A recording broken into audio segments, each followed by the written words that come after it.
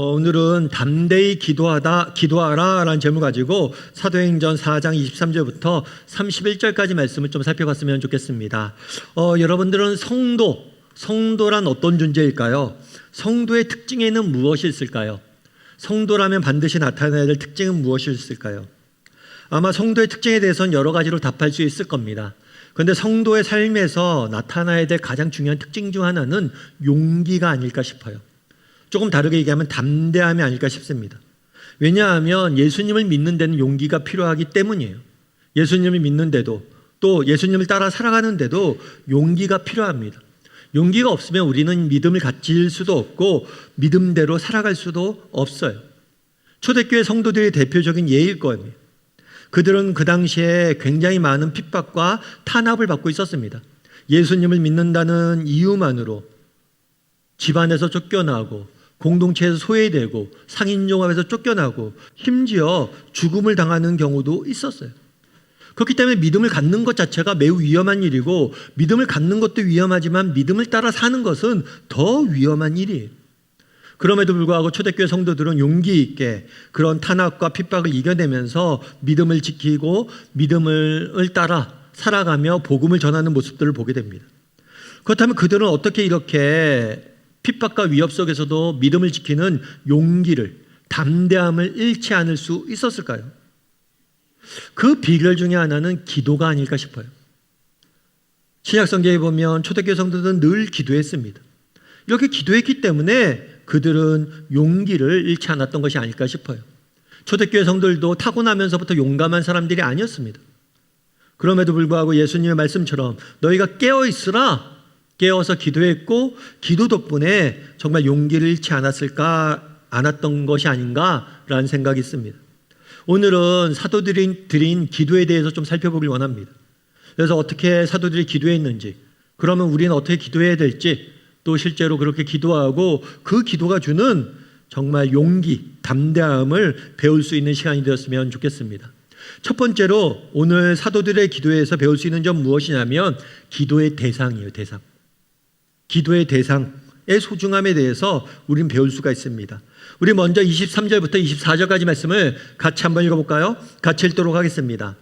사도들이 노임에 그 동료에게 가서 제사장들과 장로들의 말을 다 아뢰니 그들이 듣고 한 마음을 하나님께 소리 높여 이르되 대주제여 천지와 바다와 그 가운데 만물을 지으신 이시오. 사도들이 노임에라고 오늘 본문을 시작을 합니다. 사도들은 그 당시에 예수님의 부활하신 걸 목격을 했어요. 그런 다음에 사람들에게 예수님이 부활하셨습니다. 예수님 안에는 죽은 자의 부활이 있습니다 라고 전했어요. 그러자 그 당시 제사장들과 장로들, 그 당시 종교 지도자들은 이 사도들이 복음을 전하는 것을 못마땅히 여겼어요. 그래서 사도들을 잡습니다. 감옥에 가둡니다. 재판을 합니다. 그리고 그들을 핍박하고 위협을 해요. 그런 다음에 뭐라고 했냐면 그들을 풀어줘요. 풀어주면서 뭐라고 했냐면 야, 너희들 나가서 다시는 복음 전하지 마. 앞으로 복음 전하면 너희들 우리가 정말 혼낼 거야 라고 위협을 합니다. 그래서 사도들이 풀린 다음에 뭘 했냐면 제사장들과 장로들에게 가서 뭘 했어요? 그 사실을 알렸어요. 제사장들과 장로들이 우리를 위협하고 있다는 사실을 알렸어요. 그러자 사람들은 모여서 한 마음으로 무엇을 했다라고 이야기를 합니까? 기도하기 시작했어요. 그럼 왜 기도했을까요? 왜 기도하기 시작했을까요? 지금 자신들이 직면한 지금의 문제, 자기들 앞에 놓여있는 문제를 가지고 하나님의 도우심을 구한 거예요. 그런데 우리는 성경에서 이 기도하는 모습들 자주 봅니다. 그래서 기도했구나 라고 생각하기 쉬워요. 그런데 그게 쉽지가 않아요. 왜일까요? 여러분, 지금 사도들은 풀려났어요. 문제가 있었습니다. 어려움이 있었습니다. 이 문제가 해결됐어요. 그리고 이 문제를 이겨냈어요. 따라서 기도 안 해도 된다고 생각할 수 있겠죠. 왜요? 내가 지금 이겨냈으니까. 내가 이겨냈는데 앞으로 내가 이겨낼 수 있겠지. 이렇게 생각할 수 있어요. 그런데 문제가 해결됐습니다. 내가 풀려났습니다. 그런데 더 열심히 기도해요. 왜일까요? 내가 풀려난 것도 내 힘으로 된 것이 아니라 하나님의 도우심으로 된 것이고 앞으로도 여전히 위협과 문제들이 생기겠지만 하나님이 도우신다면 그것들을 이겨낼 수 있다 라는 확신이 있었기 때문에 하나님의 도우심을 구한 것. 내가 이때까지 살아온 것도 하나님의 은혜고 도우심이었고 앞으로도 하나님의 은혜와 도우심이 있어야지만 이길 수 있다라고 생각했기 때문에 기도할 수 있었던 거예요. 여러분, 우리도 마찬가지예요. 정말 우리도 사도들처럼 기도할 수 있어야 됩니다. 그런데 우리가 왜 기도하지 못합니까? 우리가 기도하지 못하는 이유는 시간이 없어서 기도하지 못하는 게 아니에요. 바빠서 기도하지 못하는 게 아니에요. 우리가 왜 기도하지 못하느냐? 우리 마음에 그런 마음이 없는 거예요. 내가 이때까지 잘 살아왔는데, 나 혼자서 이때까지 잘 살아왔는데 살아가면 되지. 또 어려움이 있으면 또 열심히 살면 되지. 이런 생각이기 때문이에요. 정말 단 하루도, 어제까지 내가 살아온 것도, 어제 여러 가지 문제를 이겨낸 것도, 어제까지 내가 이때까지 이렇게 여기 있는 것도 다 하나님의 도우심으로 된 것이다 라는 사실을 진정으로 인정한다면, 그리고 오늘 살아가는 것도 하나님의 도우심이 절실히 필요하다, 이걸 인정한다면 우리는 기도하지 않을 수가 없어요. 그런데 우리가 기도하지 못한다, 내가 정말 기도하지 못한 한 주간 살아갔다, 그럼 이유는 한 가지예요. 뭐 때문에 그래요? 하나님의 도우심을, 필요성을 못 느끼니까. 하나님이 도우심이 있어야지만, 우리는 하나님의 은혜가 있어야지만 사는 존재임을 인정하지 않기 때문에 기도하지 못하는 거예요. 따라서 여러분, 우리 기도할 수 있어야 됩니다. 정말 하나님의 도우심이 없이는 난 하루도 살 수 없다, 이런 마음을 가지고 매 순간 기도로 하나님의 도우심을 구할 줄 아는 여러분들이나 저나 여러분이 되어야 하는 거예요. 그러면 사도들은 어떻게 기도했을까요? 사도들은 무엇을 위해서 기도했을까요? 무엇보다도 사도들은 제일 먼저 한 게 뭐냐? 하나님이 어떤 분이신지에 대해서 고백을 합니다. 오늘 본문도 이렇게 돼, 대주제여, 천지를 만드신 창조주여 라고 고백을 해요. 대상에 대해서 고백을 합니다. 그런데 재밌는 건 뭐냐면, 여러분들이 오늘 본문 한번 읽어보세요. 기도가 한 6절, 7절 나와요. 그런데 실제로 내가 필요한 것을 구하는 기도는 2절밖에 안 돼요. 나머지 앞에 전부 다 4, 5절은 뭐냐? 하나님이 어떤 분이신지를 고백을 하는 데 투자를 해요. 하나님은 어떤 분인지 계속해서 이야기한 다음에 아주 조금 내가 필요한 것들을 기도해요. 다르게 말하면 사도들의 기도의 핵심은 뭐냐면, 우리의 기도를 들으신 분이 누구이냐? 대상에 대한 고백으로 기도가 가득 차 있는 것을 보게 돼요. 그럼 왜 사도들은 이렇게 대상이 누구냐, 우리의 기도를 들으신 분이 누구냐, 하나님이 누구신지를 고백하는데 이렇게 기도에 많은 분량을 사용하고 있을까요? 그것은 기도에 있어서 가장 중요한 것은 대상이기 때문이에요. 여러분, 기도는 일종의 대화입니다. 여러분, 누군가와 대화할 때 가장 중요한 게 뭐냐면 내 대화의 대상이 누구냐는 거예요. 우리 아이들만 봐도 알 수가 있죠. 우리 아이들 부모님과 대화할 때랑 친구랑 대화할 때랑 똑같습니까? 전혀 달라요. 우리 아이들이 방에서 통화하면서 친구랑 대화할 때 보면 저랑 이야기하던 대화 내용과 전혀 다른 걸 이야기해요. 그리고 말투도 다르죠. 때론 욕도 좀 하고, 그렇게 떠들면서 하하호 하면서 대화해요. 근데 저랑 대화할 땐 하하호 하면서 호호하면서 대화하지 않거든요. 왜 그래요? 대상이 다르기 때문이에요. 여러분 직장 내에서 상사랑 이야기할 때랑 직장 동료랑 얘기할 때랑 달라요. 또 직장 상사도 사장님이랑 이야기할 때랑 내 팀장이랑 얘기할 때랑 달라요. 여러분, 대상에 따라서 대화의 질이 달라지는 거예요. 따라서 기도가 대화라면 기도의 가장 중요한 요소는 뭐예요? 대상이에요. 그렇기 때문에 고백하는 거예요. 우리의 기도를 들으시는 분이 누구인지 고백하는 거예요. 왜 고백할까요? 고백하는 이유는 기억하기 위함이에요. 기도하기 전에 우리 하나님이 어떤 분이신지 스스로 고백하면서 그 하나님이 어떤 분이신지 기억하고 그것을 가지고 기도하는 거예요. 다르게 말하면 여러분, 기도의 가장 중요한 요소는 대상입니다. 다르게 말하면 여러분들이 기도할 때 제일 신경 써야 될 게 뭐냐면 우리의 기도를 들으시는 분이 누구인지 정확히 알고 기도하는 거예요. 정확히 알고 그것을 내 입술로 고백하면서 기도하는 게 제일 중요해요. 이게 사도들의 기도에서 배울 수 있는 점이에요. 그래서 사도들의 기도를 보십시오. 정말 많은 부분이 우리의 기도를 들으신 분이 누구인지를 고백하면서 기도하는 거예요. 바라기는 여러분들도 기도할 때 우리의 대상이 누구인지 고백하고 기억하고 믿으며 기도할 수 있어야 돼요. 그것만 잘해도 우리의 기도는 성공한 거예요. 정말 우리의 기도를 들으시는 대상이 누구인지만 정확히 알아도 우리의 기도는 성공할 수 있는 거예요. 그러면 사도들이 기도한 기도의 대상은 누구냐는 거예요. 누구라고 고백하면서 기도하냐는 거예요. 첫 번째로 사도들이 기도한 기도의 대상은 누구냐면 창조주 하나님이에요. 창조주 하나님. 우리 24절 말씀을 같이 한번 읽어볼까요? 같이 읽도록 하겠습니다. 그들이 듣고 한 마음으로 하나님께 소리 높여 이르되 대주제여 천지와 바다와 그 가운데 만물을 지으니요. 이렇게 이야기해요. 처음에 사도들 고백하는 거예요. 뭐라고 고백하냐면 하나님은 창조주입니다. 이 세상 모든 만물을 지으신 분입니다. 라고 고백을 해요. 창조주인데 단순히 뭐 그림 하나 그린 작가, 뭐 만화 하나 쓴 화가 뭐 이런 게 아니에요. 하나님은 하늘과 땅과 바다와 이 세상 모든 만물을 지으신 창조주입니다. 라고 고백한 거예요. 특별히 오늘 본문에 보면 대주제여라고 고백되어 있어요. 이 대주제라는 단어는 성경에서 자주 등장하는 말이 아니에요. 그리고 이게 잘 쓰이는 표현이 아니에요. 이게 한글말로는 대주제라고 되어 있는데 이게 원어의 의미를 살리면 어떤 의미냐면 그 당시 대주제라는 표현 누구에게만 썼냐면 노예의 주인, 종의 주인을 지칭할 때 쓰는 단어가 대주제예요. 사실 우리는 노예나 종이 없는 시대에 살아요. 그러니까 노예의 주인, 종의 주인이 갖고 있는 권세가 얼마나 큰지 몰라요. 그런데 종의 주인, 노예의 주인은 말 한마디 하면 누구나 그걸 뭐래요? 따라야 돼요. 그만큼 권위가 있는 거예요. 우리 하나님은 누구시냐? 이 세상 모든 만물을 다 창조하신 분이시고 이 세상 모든 만물을 다스리는 그가 오라면 오고 가라면 가야 되는 그런 주권자입니다. 라고 고백하면서 기도를 시작하는 거예요. 그럼 왜 창조주 하나님에 대해서 고백하고 시작할까요? 지금 당시 사도들의 상황이 어떤 거예요? 그 당시 느누라는 권력자들이 사도를 불러다 놓고 야, 니네들 복음 전하지 마. 복음 전하면 나한테 죽어. 이렇게 얘기한 거예요.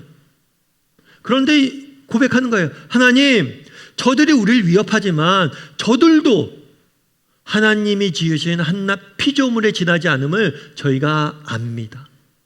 창조주란 고백은 뭐냐면 우리를 핍박하는 저 핍박하는 사람들, 저들도 당신이 만든 한낱 피조물에 지나지 않음을, 당신이 저들보다 크신 분이심을 고백하고 있는 거예요.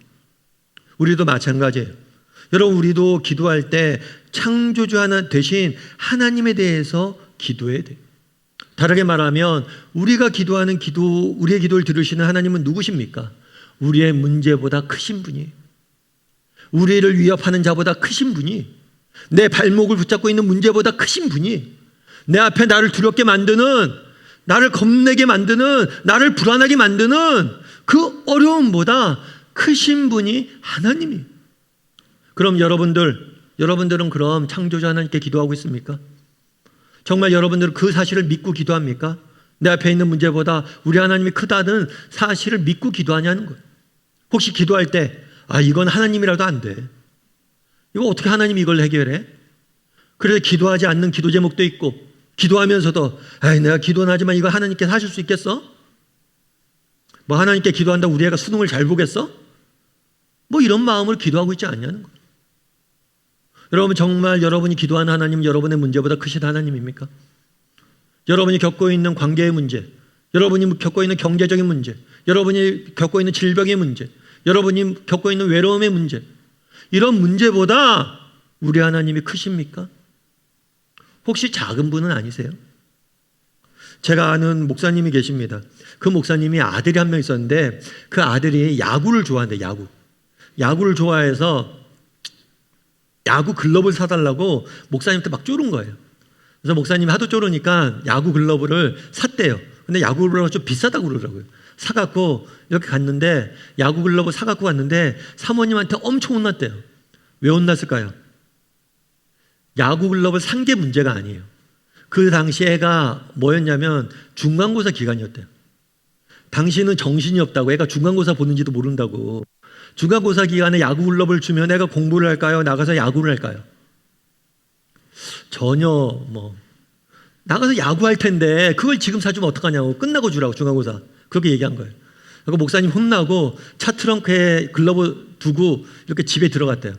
집에 들어갔는데 이제 아들이 공부하다가 이제 친구랑 대화를 좀 했나 봐요. 대화하는데 이런 얘기를 했나 봐요. 친구가, 야, 아무개야, 은퇴가 저기 니네 아빠가 야구 글러브 사줬어? 그랬더니 그 은택이라는 아들이 그런 얘기를 했대요.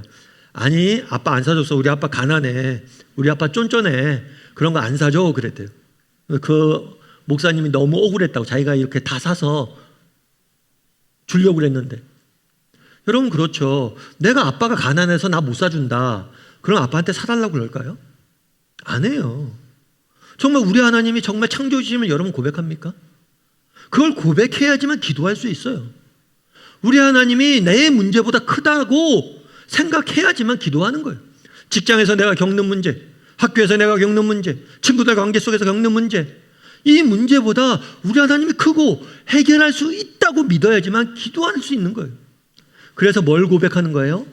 그걸 제일 처음에 사도들이 고백한 거예요. 하나님이 더 크신 분입니다. 저들은 한낱 피조물에 지나지 않습니다. 우리도 바라기는 고백할 수 있었으면 좋겠습니다. 정말 우리 하나님이 창조주이시고 정말 우리가 직면한 문제보다 크신 분이심을 고백하고 이 사실을 분명히 확신하고 기도할 줄 아는 저나 여러분이 되기를 주님의 이름으로 소원합니다. 우리 옆사람에게 인사했으면 좋겠습니다. 우리 하나님은 창조주입니다. 한 번 더 인사할까요? 하나님은 당신의 문제보다 크십니다. 네, 우리의 문제보다 크신 하나님께 기도할 줄 아는 저나 여러분이 되었으면 좋겠습니다. 두 번째로 오늘 본문에서 알 수 있는 건 뭐냐? 계시의 하나님이에요. 계시의 하나님. 계시의 하나님. 우리 25절부터 26절까지 말씀을 같이 한번 읽어보면 좋을 것 같습니다. 같이 읽도록 하겠습니다. 또 주의 종 우리 조상 다윗의 입을 통하여 성령으로 말씀하시기를 어찌하여 열방이 분노하며 족속들이 허사를 경영하였는고 세상의 군왕들이 나서며 관리들이 함께 모여 주와 그의 그리스도를 대적하도다 하신 이로소이다. 이렇게 이야기를. 사도들이 기도하면서 뭘 하냐면 성경 말씀을 인용을 해요. 구약의 말씀을 인용을 해요. 특별히 구약에서 다윗이 쓴 시편, 그러니까 하나님께서 다윗을 통해서 시편을 쓰게 하셨고 그 시편을 인용합니다. 특별히 시편 2편을 인용을 해요. 시편 2편은 메시아에 대한 찬양시로 알려져 있어요.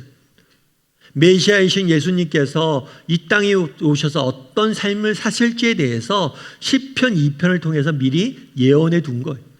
예수님께서 이 땅에 오시기 수백 년 전에 예수님이 이 땅에 오셔서 무엇을 행할지에 대해서 미리 뭐예요? 예언을 해둔 시가 시편 2편이에요. 이 시편 2편에는 이런 이야기가 나오는 거죠. 어찌하여 열방이 분노하며 족속들이 허사를 경영하는 거. 이 열방이라는 성경에 표현하면 민족들의 모임, 하나님 믿지 않는 그런 민족들에 대한 이야기. 그리고 족속들도 민족들이죠. 세상에 많은 하나님을 믿지 않는 사람들이 헛된 일을 경영하는 거, 헛된 일을 계획하는 거라고 이야기하는 거예요. 그러면서 뭐라고 했냐면 세상의 군환들이 나서며 관리들이 함께 모여 주와 그의 그리스도를 대적하는도다. 그러니까 세상의 왕들이 그리고 그 왕의 관리들이 예수님을 죽일 것이다 라고 미리 예언해 둔 거예요. 실제로 그렇죠. 그 당시 로마라는 대제국의 본들 빌라도 총독이 주도가 되어서 유대 종교 지도자들과 함께 뭘 했어요? 예수님을 십자가에 못 박여 죽였어요. 그 일을 미리 뭘 한 거예요? 예언을 해둔 거예요. 그러면서 이 이야기를 꺼내는 거예요. 기도를 하면서 예수님이 죽으셨는데 그것들을 다윗의 입을 통해 당신께서 미리 우리에게 알려주셨습니다 라고 이야기를 하는 거예요. 다르게 말하면 하나님은 누구시냐? 하나님은 우리를 향한 선한 계획과 뜻을 가지고 있는 분이에요. 그런데 이 선한 계획을 우리에게 알려주시길 원하시는 분이 하나님이란 거예요. 앞서 오늘 보면서 알 수 있는 게 계시 하나님이다 라고 얘기했는데 이 계시라는 단어가 어떤 의미냐면 감추어진 것이 드러나다. 담아두었던 것이 나타나다. 하나님 마음속에 있던 우리를 향하신 계획을 하나님께서 미리 나타내 보이시고 우리에게 알리시고 우리에게 보여주길 원하셨던 분이다. 우리 하나님은 자신의 뜻을 우리에게 알려주길 원하신 분입니다 라고 지금 사도들은 고백하고 있는 거예요. 여러분 숨바꼭질 아시죠? 숨바꼭질. 숨바꼭질 해본 적 있으시죠? 누가 이렇게 숨고 꼭꼭 숨어라, 머리카락 보인다 하면 그 사이에 숨고 있죠. 다 숨었니? 다 숨었어. 나 찾는다? 찾아봐. 이렇게 하죠. 그런데 가끔 아이들과 부모가, 아빠가 숨바꼭질 할 때가 있어요. 그럼 아빠가 아이와 숨바꼭질 할 때 어떻게 숨바꼭질 할까요? 우리 아이가 술래가 됐어요. 아빠 숨는다 하고 숨어요. 숨을 때, 야, 그래, 우리 애가 못 찾도록 꽁꽁 숨어야지. 완전히 애가 날 못 찾아서 울 때까지 안 나가야지. 이런 생각을 갖고 숨는 부모 있나요? 그런 아빠는 없어요. 아빠의 술래잡기의 목적은 뭐예요? 숨는 게 아니라 발견되는 거예요. 몰래 숨어, 아이가 발견할 만한 곳에 일부러 숨죠. 그러다가 아이가 딱 찾으면 아빠 여기 있네. 어떻게 찾아서 똑똑하다. 이렇게 이야기해 주죠. 아빠의 목적은 발견되는 데 있어요. 우리 하나님도 마찬가지입니다. 하나님 우리를 향한 선한 뜻과 계획이 있습니다. 그것들 숨기는 데 목적이 있지 않아요. 우리 하나님은 자신의 뜻과 계획을 우리에게 알려주신 데 목적이 있어요. 따라서 우리는 이 땅을 살면서 늘 기도해야 돼요. 뭘 기도해야 돼요? 하나님의 뜻이 어디에 있는지, 우리를 향한 하나님의 뜻이 어디에 있는지, 그리고 그것들을 우리가 알고 발견하게 해달라고. 지금 사도들은 위협에 처해 있습니다. 이 위협에 처해 있는데 이 위협 가운데 하나님의 뜻과 계획이 어디에 있는지 내게 알려달라고, 그리고 그 뜻에 순종하길 위해서 기도하고 있는 거예요. 특별히 하나님께서 우리에게 자신이 알려주고 싶어하자 하는 게 있어요. 반드시 하나님께서 우리에게 알려주고자 하는, 드러내고자 하는, 계시하고자 하는 것들이 있어요. 그건 뭐냐면 우리를 향하신 하나님의 사랑이. 정말 하나님께서는 우리를 사랑하시는지를 우리가 알길 원하세요. 그것들을 우리가 발견하길 원하세요. 제발 내가 너희를 얼마나 사랑하는지를 알길 원한다 말씀하시는 거예요. 그날에 예수 그리스도가 십자가에 죽으셨습니다. 십자가에 왜 죽으셨어요? 우리를 대신해서, 우리를 위해서 우리를 대신해서 그 십자가의 고통을 당하신 거잖아요. 제가 최근에 어느 집사님에게 들은 이야기예요. 그 집사님 들은 이야기인데, 그 집사님 남편이 이제 의사 선생님이에요. 그런데 의사 선생님인데 병원에 근무할 때 일이었대요. 한 번은 교통사고가 났는지 응급실에 정말 많은 환자들이 쏟아져 왔대요. 그러다 보니까 응급실에 있는 의사들만은 안 돼서 병원에 있는 모든 의사들 다 응급실에 불렀대요. 그래서 이제 수술을 하는 거예요. 온 사람들 막 수술하고 그러는데 어떤 의사가, 어떤 여인이 한 명 있었대요. 여인이 상처가 나서 피가 절절절 흘러요. 그럼 이 상처를 이제 꼬매야 되잖아요. 꼬매야 되는데 여러분 상처를 꼬맬 때 제일 먼저 뭘 할까요? 뭘 할 것 같으세요? 마취를 해야 되잖아요. 마취를 해야지 안 아프게 이렇게 꼬맬 수 있잖아요. 근데 마취를 하려고 그러는데 그 여성분이 자기 마취하면 안 된다고 이야기를 하더라고요. 자기 마취하지 안 할 거라고, 마취하지 말고 꼬매달라고. 아니, 마취하지 않고 꼬매면 너무 아프다고, 이거 못 견딘다고, 이거 인간이 견딜 수 있는 고통이 아니라고. 그래도 저 마취하면 안 된다고. 그 왜 안 되냐고 그랬더니만 임신을 했대요. 임신을 해서 자기 마취하면 안 된다고. 그런데 이거 전신 마취 아니니까 괜찮다고, 국부 마취 해도 된다고. 그렇게 설득을 해도 안 한다고 그랬대요. 그럼 어떻게 할 거냐? 그냥 꼬매달라고. 여러분, 저는 그냥 꼬매온 적이 없는데 이게 너무너무 아프대요. 그런데 그 고통을 어떻게 이겨냅니까? 뭐예요? 아이를 사랑하니까. 아이를 위해서. 그날에 예수 그리스도가 십자가에 죽으셨어요. 왜 죽으셨어요? 우리를 사랑하시니까. 왜 하나님께서 한 분밖에 없는 독생하신 아들을 십자가에 내어주셨어요? 우리를 사랑하니까. 하나님께서는 무엇보다도 우리에게 알려주고자 하는 것이 있어요. 그건 뭐냐면 하나님이 우리를 얼마나 사랑하는지를 알길 원하시는 거예요. 다르게 말하면 그날의 사도들은 기도하면서 고백한 거예요. 하나님, 당신이 우리를 얼마나 사랑하시는지를 저희가 압니다. 여러분, 우리를 죽기까지 사랑하신 그분이 우리를 위해서 무엇을 아끼겠어요? 우리를 위해서 아낌없이 모든 것을 주신 분이 우리의 기도를 들으시잖아요. 우리가 기도하지 못할 게 뭐 있어요? 여러분, 우리가 기도할 때 기억할 것이 있습니다. 그건 뭡니까? 우리 하나님은 계시의 하나님이에요. 그것은 무엇입니까? 우리 하나님은 우리를 너무나 사랑하신다는 사실이, 우리를 위해서 아무것도 아끼지 않는다는 사실이, 이 사실을 분명히 알고 기억하고 기도해야 돼요. 그랬을 때 우리의 기도는 달라지는 거예요. 바라기는 우리 다음의 식구들이 정말 하나님의 사랑을 알고 그 사랑을 기억하며 기도할 줄 아는 저나 여러분이 되기를 주님의 이름으로 소원합니다. 우리 옆 사람에게 인사했으면 좋겠습니다. 하나님은 계시 하나님입니다. 한 번 더 있을까요? 하나님은 당신을 위해 아무것도 아끼지 않습니다. 마지막으로 우리가 기도하는 하나님 누구냐? 역사의 하나님이에요. 역사의 하나님. 우리 27절부터 28절까지 말씀을 같이 한번 읽어보면 좋을 것 같습니다. 같이 읽도록 하겠습니다. 과연 헤롯과 본디오 빌라도는 이방인과 이스라엘 백성과 합세하여 하나님께서 기름 부으신 거룩한 종 예수를 거슬러 하나님의 권능과 뜻대로 이루려고 예정하신 그것을 행하려고 이 성에 모였나이다. 그날에 예수님께서 십자가에 죽으셨어요. 예수님께서 십자가에 죽으셨는데 이것은 아까 그랬죠. 모든 민족이 이 일을 같이 행했다. 실제로 그랬어요. 하나님의 백성이라고 자부하던 유대인들은 예수님이 신성 모독을 했다고, 하나님의 이름을 더럽혔다고 예수님을 죽이려고 했습니다. 그리고 그 당시 로마의 총독이었던 본디오 빌라도는 예수님이 로마의 반란을 저질렀다고 반란죄로 예수님을 죽이려고 했어요. 둘이 공작을 해서, 공모를 해서 모든 민족이 합세를 해서 예수 그리스도를 죽였어요.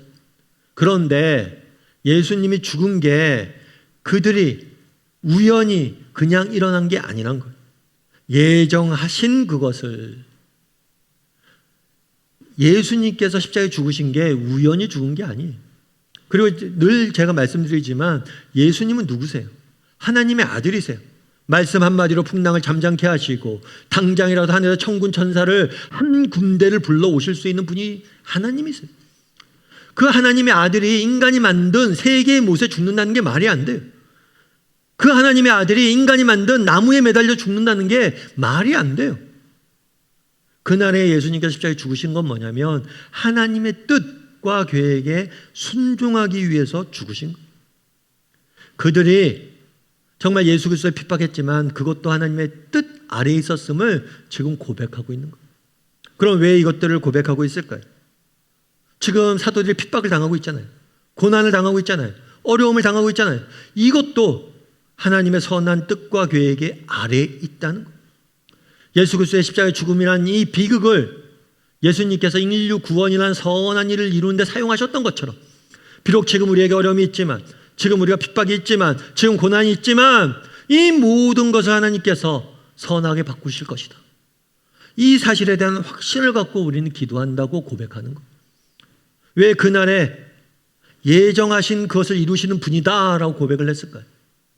우리 하나님은 정말 선한 계획이 있고 때론 우리 인생에 어려움과 고난과 역경이 있지만, 십자가가 있지만 그것조차도 선하게 이루실 것이다. 그 사실을 확신하고 우리는 기도하자라고 고백하는 거예요. 따라서 우리도 마찬가지예요. 여러분, 정말 우리 인생에 어려움들이 있습니다. 아픔들이 있습니다. 고난이 있습니다. 이런 것들이 없으면 좋겠지만 부득이하게 이런 것들이 있을 수 있어요. 그럴 때라도 확신하시기 바랍니다. 뭘 확신하세요?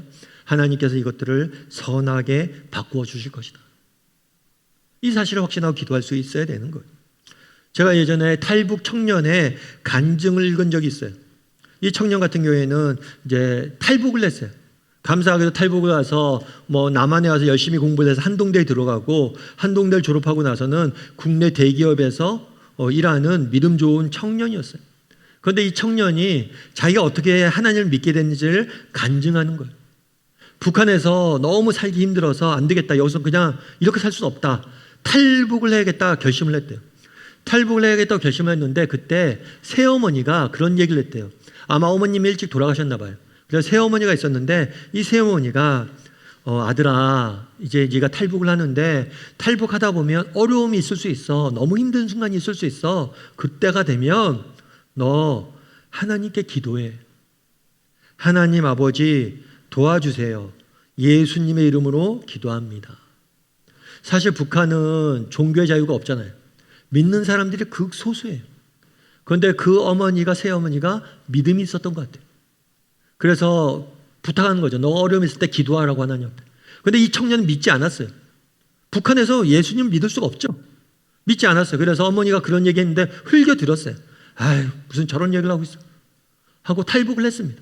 탈북을 해서 우여곡절 속에 오고 있었어요. 그런데 한 번은 중국 땅에 갔는데 중국에서 중국 공안에 잡힐 뻔한 위기에 처한 거예요.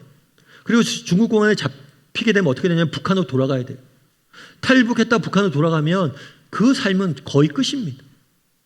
이제 죽었구나 나는. 그 생각을 하고 있었어요.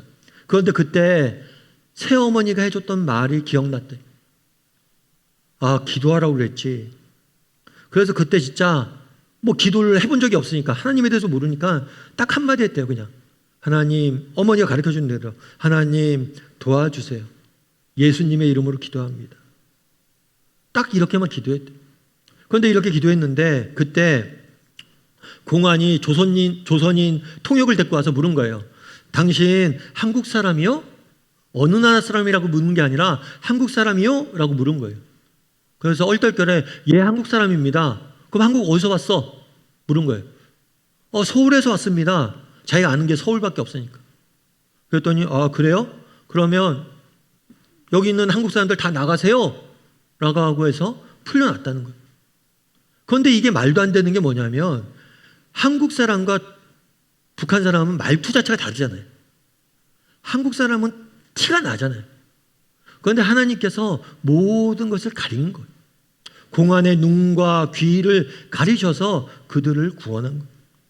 그래서 그 청년이 그렇게 이야기하는 거예요. 저는 그때 살아계신 하나님을 만났습니다. 너무나 연약한 믿음으로, 너무나 연약한 목소리로 하나님 아버지를 불렀던 그 기도를 들으시고 저를 살려주셨습니다. 제가 어떻게 그런 하나님을 부인할 수 있겠습니까? 제 인생은 이제 하나님의 것입니다. 정말 자기가 하나님에 대해서 잘 몰랐지만 그 순간 절박한 마음에 하나님을 부르짖자 하나님이 내 인생을 응답해 주셨다는 거예요. 뿐만 아니죠. 자기가 예수 믿게 되는 배경을 생각해 보세요. 새어머니, 예수 믿는 새어머니를 만난다는 게 쉬운 일이 아니에요, 북한에서. 근데 새어머니를 만나게 하시고 새어머니가 나에게 기도하게 말씀하시고 그 순간 나로 하여금 입을 열어 기도하게 하시고 그리고 그 순간 나를 구원해내신 어려움과 고난과 핍박이 있었지만 그 가운데서도 내 인생을 선하게 인도하신 하나님에 대해서 찬양한다고 고백하는 거예요. 여러분, 우리도 마찬가지입니다. 여러분, 우리 인생에 어려움이 없으면 좋겠지만 어려움이 너무 많죠. 그럴 때라도 기억할 게 있어요. 우리 인생에 누구의 손에 있는 거예요? 하나님의 선하신 손 아래에 있는 거예요. 그리고 우리 하나님께서 선하게 모든 것들을 이루어 주실 것이다. 그 사실을 믿고 기도할 수 있어야 돼요. 그리고 우리가 경험한 이 선하신 하나님을 세상에 전할 수 있어야 돼요. 특별히 우리 새생명 축제 준비하고 있습니다. 정말 내가 만난 하나님을 세상에 증거할 수 있어야 돼요. 정말 우리의 기도를 들으신 분이 누구인지 기억했으면 좋겠습니다. 우리의 기도를 들으신 분은 창조주 하나님입니다. 우리의 기도를 들으신 분은 우리를 위해서 무엇도 아끼지 않는 분이에요. 우리를 위해서 기도하는 분, 우리의 기도를 들으신 분 누구십니까?